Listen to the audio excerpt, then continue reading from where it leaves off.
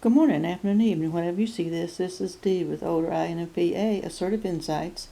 And today I'm going to be talking about what got me to thinking about this topic were two comments left by viewers. And I thought it was just something I wanted to explain and talk about, which is going to be reframing it, is own your own.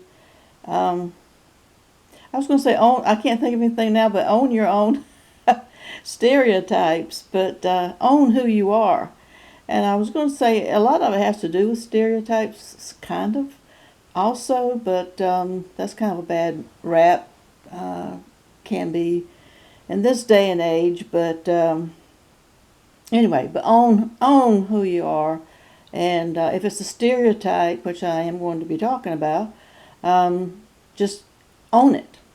And the reason being is that when you own who you are and what people call you or think about you, and they say it, stereotypes are usually thrown back at people as insults and to be derogatory. So, but if you own it, then it takes away the power and gives you back the power.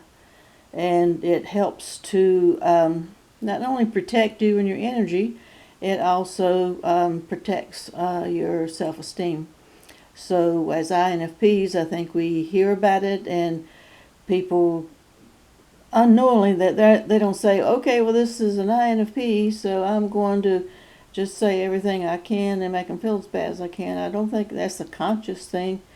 It's just that who we are, as we know, we're targets for everybody and everything, and people think easy targets. So try not to be. Here's a way of not being an easy target. Just send it back, own it. So what in the world am I saying? For those of you who are new, and I have had a lot of new people comment, or people I don't recognize or you haven't been around for a while. I think they are kind of new. Welcome. Everybody's welcome here. And what this channel is about is everything INFP, from an INFP, from a professional and social perspective. I will say that I have a professional mental health background, and I'm also socially, realistically, I am an INFP, so I kind of combine those into, I like to give empirical kind of evidence, not the science part. You won't hear a lot of science, but it'd be based on experiences, experientials. So what am I talking about? What I'm talking about is just two that happened. I don't want to answer the questions. I did individually, but I'll answer them to anybody else who may be thinking this. One is, there are two questions. Comments. One is the question and was asking me why am I showing my feet in the video and not my face. And that came up several years ago. I've been around, if you're new here, I've been around, going on close to 5 years, I think. 4 or 5 years, so I'm not a fly-by-night or a newcomer that much. But that came up real early, I guess because I'm older and they thought I was holding my phone the wrong way.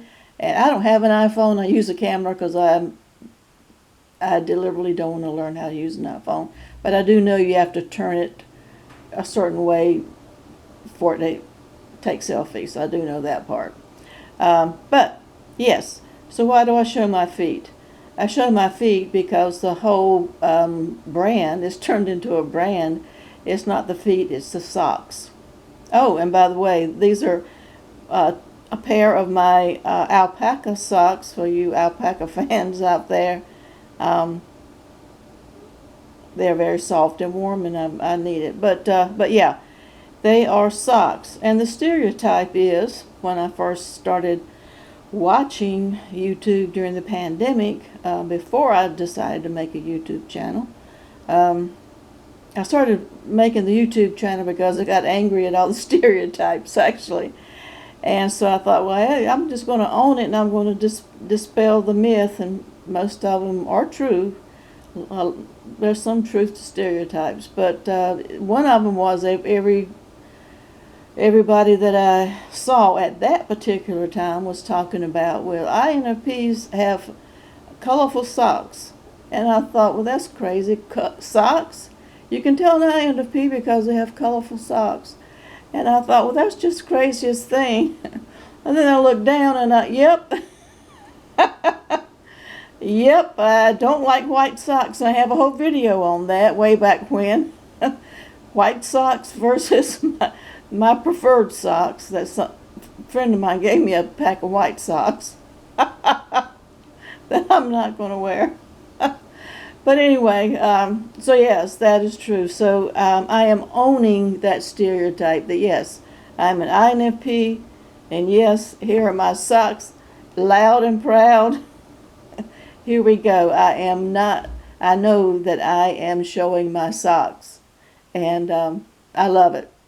And my viewers love it. I actually had a poll about what do you want to see in my thumbnails. Do you want to see socks or do you want to see AI? Because I was generating AI thumbnails for part of the time that I enjoyed doing, and overwhelmingly it was socks. So I've gotten a lot of subscribers because they see socks and they're like, hey, that's me. So yeah, so number one, that's it. I'm deliberately showing not my feet, but my socks. My INFP-ness being socks. Colorful socks, not white socks. You won't see me white socks too often. So yeah. And number two, there was a comment about not being able to understand me, understand my dialect. Right now I'm having a senior brain fart. I can say that word. I've been on here long enough I can say that word. But yeah. Yeah, I am, because I am Southern. And Southern United States. I'm in North Carolina, which they're trying to say that we're not Southern anymore because not many Southerners are here. But that's a whole nother thing, and it's going. My blood runs deep. My family's been here since the 1600s, and yes, I'm Southern. Now, why I get more Southern in the way I talk, the older I get, is because when I was in college, I was a theater student. And so my theater teacher, professor, told me one time, or told a few of us who were going to go really seriously into theater, that the first thing he told us to do was to lose our accents. He said, if you want to make it, you got to lose your accent. And if you'll notice that all over the media, regular media, movies, I mean, just take social media out of it. Back in the day, the normal thing is like going to a movie or seeing a TV series. How many Southern accents do you see? You don't. And when you do, they're dumb. So that gets equated. And I've been bullied by people from up north. My father's from Wisconsin. See, when I say Wisconsin, I have to throw that up through my nose. That's their dialect. They talk up more into their nasal cavity. But yeah, so I was bullied and rocks thrown and whatnot because in the 60s, because the Beverly Hillbillies were on, and of course I was a hillbilly because I talked like this. So I did lose my accent for a long time, decades and decades and decades. And but yeah, after I got older, and now I'm thinking, why am I doing that? It's a dying dialect, for one thing. My children and grandchildren do not have a Southern accent, which I find very odd because they've never lived anywhere but here where I am. And they talk like they come from up north. They talk like they come more like a New England type of an accent, and I have no idea. My youngest grandson tells people that he's Canadian, and he's convinced last year his whole traveling baseball team and school that he just moved here from Canada. But he has an accent that is very northern. But he likes hockey, so I guess that's his way of fitting in. I'm laughing because he's a character. He's very creative. Had to have done that, but he's never lived anywhere but right here in North Carolina. And so you will see me talk like I talk. I'm not going to change it.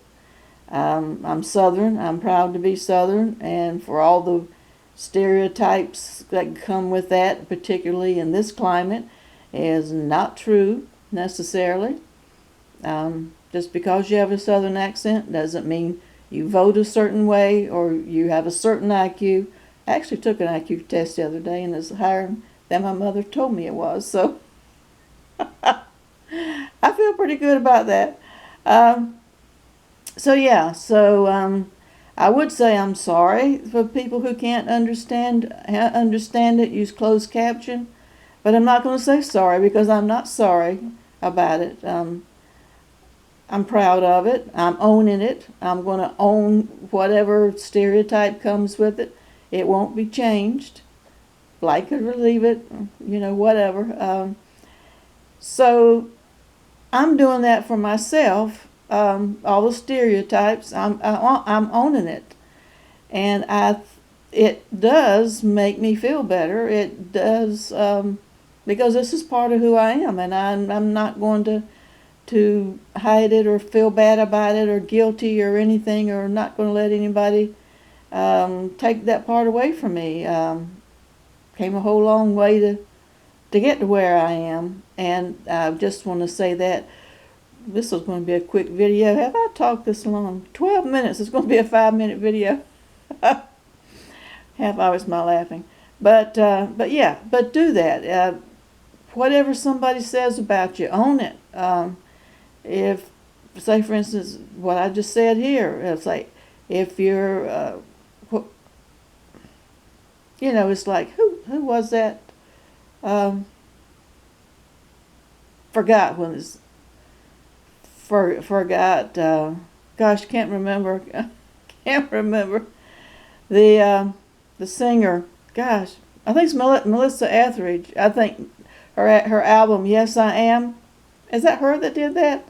If it's not, put it in the comments. Who did Yes I Am? Because they always had said that. I thought she said that she was gay. She was a lesbian and she wasn't out. And then finally she said, "Well, yes I am." And they had a CD. She did an album about that. So who was it? Was that Melissa Etheridge way back in the 90s? Help me out here, you older INFPs. But yeah, own it, and you feel better. So that's all I had to say. Just own who you are. Own your stereotypes. And then too, I wanted to explain why I am who I am just for a minute. Why I'm showing my socks, not my feet. And why I'm talking like some people can't understand. It's a Southern accent. It's my natural accent.